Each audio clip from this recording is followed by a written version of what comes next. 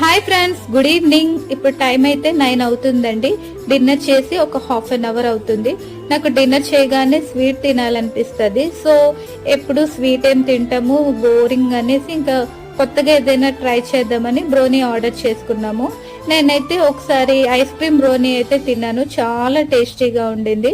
ఇది తినడం అయితే ఫస్ట్ టైం అండి. ఇలాగ చాక్లెట్ ఫ్లేవర్ లోని ఇలా నట్స్ తోనైతే చూడడానికి అయితే చాలా టెంప్టింగ్ గా ఉంది.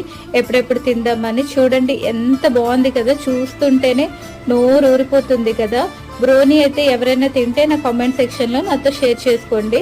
ఇప్పుడైతే నేను బ్రోనీని అయితే ఇంకా తినేస్తానండి. బ్రోనీ చూస్తుంటేనే నోరు ఊరిపోతుంది కదండి. బ్రోనీ టేస్ట్ అంటే చాలా బాగుంటుందంట.